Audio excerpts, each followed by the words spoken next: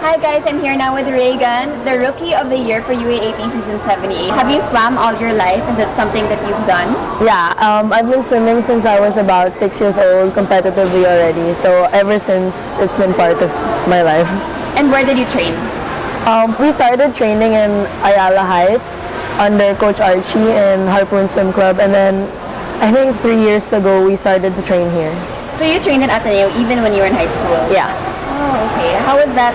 Is it like a club or something like that? Yeah, we were under a club, but then because it was under Coach Archie as well, who's the program head of this, sometimes we'd end up training with the college kids. So that's where like the influence came in from. Like I want to be part of that. Okay. And as a rookie to the whole UAAP experience, how would you differentiate swimming in high school to swimming in college? Because in swimming in high school, it's usually the same people that we compete in as a club, and it's swimming in high school. It's usually like I was one of the oldest all the time, but here coming in, you're the youngest one, and then it's an open competition, so you're going up against seniors, super seniors, and juniors. So it's a different environment, but then you always have someone to look up to. And were you threatened by that, knowing that everyone's older, everyone here has like more experience? A little bit, but then it was more motivating than it was threatening. Okay, and did you learn anything from this year being a rookie that you'll take on to next year? So hopefully we'll have another championship. That definitely leadership and teamwork are the key components because right, I said I ended up training with the college kids years back, and it was really this year where the whole team was one, even in training alone. So by the time it was competition, it was a really supportive environment. Okay, and you also mentioned that you're ME, Management Engineering, and of course we all know that's a very important course in Ateneo. It's a very prestigious course. So how do you manage that? Especially, you're a freshman, you just entered college for the first time. So how do you swim and do your schoolwork at the same time? Usually, because I made my schedule in a way that I don't have any break, so I'm done at 1:30 every day, and then the earliest I start is on Wednesday, so that's 7:30 to 1:30. But on other days, it's like 9:30 to 1:30. So I do homework. I get home at 2, then training's at 3:30. So I do homework around 6:30 when I'm home from practice. And being Rookie of the Year this year, is the MVP award something you're looking to get in the future? What is your goal? The MVP is really far from possible, especially because Ate Hannah has been the constant MVP, but I really want to aim for the gold medals, especially in 400 and 800 free, because I was silver this year next to Ate Kim, and she's graduating, so I want to be able to secure that, not just for myself, but for the team, because next year will be if this year was a close fight, next year will be even closer, especially because Ate Kim and Ate Basil are graduating this year. I'm here now with the captains of the men's and women's swimming team for UAAP Season 78. So first of all, can you guys please introduce yourself to everyone? Hi, I'm Basil Uy from 5 BSA ID. I am actually from 4BS Life Sciences. Okay, so what is your job as captains? What exactly do you have to do? As team captains, we're the ones organizing team dinners. We're the ones trying to keep everyone in line, to attend practice and to train harder every day. Every day may reminders kami, and weekly we try to motivate them to train. Okay, and when you look at swimming, sometimes we can see it as an individual sport, diba? Because sometimes you're just competing against the other person. So how do you translate that into being a team sport? Well, yung this year kasi, we trained every day and together, unlike before, we trained separate pa. And nag-change yung environment, and I guess yun yung nakahawa. Mag-isa, sobrang in the mood train, and lahat na nakahawa na excited sila mag-train. We're trying to pull each other. So let's say someone's feeling bad today, but then the whole team's not feeling bad, feeling good. So everyone will try to make that person feel good so that he or she can perform better. Okay, and as captains, I'm sure you know what's going on with the team every time. So what do you think was the most challenging part of the season? I think injuries. Because in swimming, we're very injury prone, like shoulder injuries or body pain. So we try to remind everyone to stretch, to do extra exercises just to recover faster. Okay. So what do you attribute this year's win to? Because both the men's and women's team won this year. I guess siguro like I said, the overall environment change. And mas marami yung excited to compete. Like, if kahit na naging kami magkakalaban, I guess hindi na siya naging factor na instead of parang competing with one another, we try to encourage na parang friendly rivalry na siya.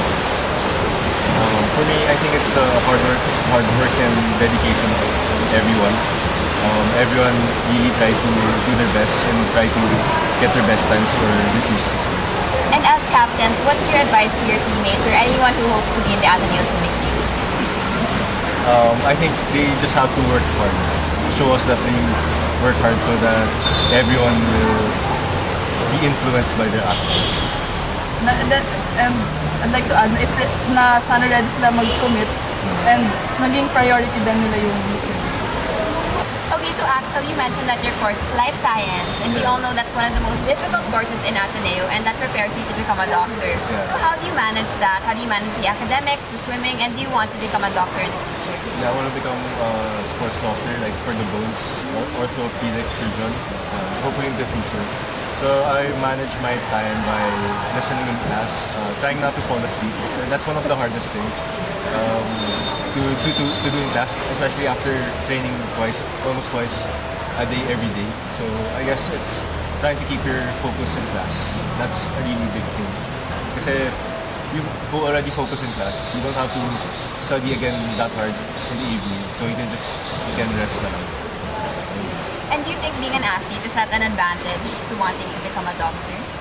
Yeah, I think so. Because if you're an athlete, it takes time and hard work and dedication to really pursue something that you really want. Based on you mentioned about the environment of the team this year, the atmosphere is different. So what exactly do you mean by that? Kasi past years, everyone trained in separate clubs like outside Ateneo. But this year, the training times, naging bonding na rin siya. And we parang endure the pain together. So I think that's yung different. Na-feel namin yung hirap, but then it's still rewarding afterwards. And both of you as captains, what's your hope for Ateneo swimming? What do you hope it will become? I hope that because I only have a year left, one more year next year, and Blaze is graduating this year. So I hope in the succeeding generations or the years to come, there's more swimmers, brand new swimmers that will continue the Legacy. The legacy, pero parang the things that we accomplished this year, like environment, team chemistry. I hope they continue that. So in the future, we still get championships and or gold medals. Hi everyone, I'm here now with Jessie Lacuna, MVP of the UAAP men's swimming team. And when did you start swimming? Start swimming since birth. Pero competitive mga 5, 6 years old. Yeah. Okay. And is swimming something that you want to do for the rest of your life? I think so. Kasi andyan na yung league ko, yung pathways. Yeah. Pero probably mag-stop din yan. Pero certainly babalik ako. Probably the coach. Why would you stop? Old age? Old age? Yeah, I think so. Yeah. Okay. And what's the hardest part about swimming for you? I think it's the process and the training lang. What's Kasi the training like? What do you have to do? you need to wake up like early at 6. And then mag-training kayo until 8 before class. And then class in the middle. Then balik sa hapon. Ng mga 3 until 7 ng gabi. Then yun lang yung routine mo for the past 1 week or for the rest of your life, I guess. Okay. And unlike the other sports like basketball or volleyball, you have a very long season. But with swimming, we know that your season is only 4 days. Yeah. So how do you prepare for those 4 days? What happens if you get sick or something like that? Di wala. Pagka nagkasakit, you need to... I mean, kasi parang before pa pumasok natin the season is like 4 days lang. So you need to train like 1 year for that 4 days. Oh my God. So pagka nagkasakit ka, it's your fault na rin. Yeah. Pero syempre, you need to take care of yourself. And is your training, is it only in the pool? Is it only swimming? Or do you have other sorts of physical training? We have other like dry land. Yung nakita nyo kanina, after swimming, they use a dry land. So we need a medicine ball, stretch cord. So matakbo rin naman kami. Okay. And I was told that you're a very good swimmer. You don't just swim for Ateneo. Where else do you swim? I'm swimming under Ateneo and national team. Okay, Jessie, what's your favorite swimming stroke? Favorite swimming stroke, freestyle and butterfly. Pero I can do IM din naman. And what's the lifespan of a swimmer? When do you peak and when do you stop? Usually adolescents, like mga 13 to 16. Yan yung peak talaga. And then, yun, mag-stable yun after mga 17, 18. Yeah. Tapos probably mag-peak ka another mga 23 until 25. And then from there, we'll see. Day by day. Okay. So you still have a while. How old are you? 21. 21. So you have 4 more years until you start going Yeah. down. Okay, we can still win a championship next year, guys. Yeah. So you guys are back-to-back champions. Yes. Okay, Jesse, what's the difference between last year's championship and this year's championship? For men's yung last year, paano ba? I think yung last year medyo naging close with UP. Medyo intense din yon kasi yun nga, medyo close. Pero na-overcome naman namin yung last year. Mas naging better performance yun this year. Kung titignan nyo yung records last year, parang 10 records lang for men's. For this year, we got 17 over 22. And then last year, natalo kami 4 golds yung nawala. This year, 2 na lang. So we still have another, I think, 2 years to prepare na ma-sweep talaga namin yung all golds for men's next year. Hi everyone, I'm here now with Hannah Dato, the UAAP MVP of Swimming Season 78. And can you also tell us how exactly are you honored with the MVP? Is it about points? Is it about ranking? It's actually based on a gold medal, and then may katumbas siya na points. So first, we have to undergo trials, and then kukunin yung top 8, and then after that, merong finals in the afternoon, and then yun na malalaman ko sino yung mananalo sa mag-prefer second and third. Okay, and obviously if you're MVP, you're very good at swimming. So did you start from a young age? Did you start from before pa or ngayon lang? Yeah, I started when I was 6 years old. At first parang fun lang, and then naging dream ko na rin na makasali sa Olympics and stuff.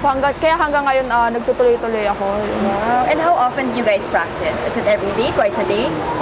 Twice a day. And Twice? Then, yeah. Oh my- Sometimes may gym sessions kami. Ayun. And it's every day in the week.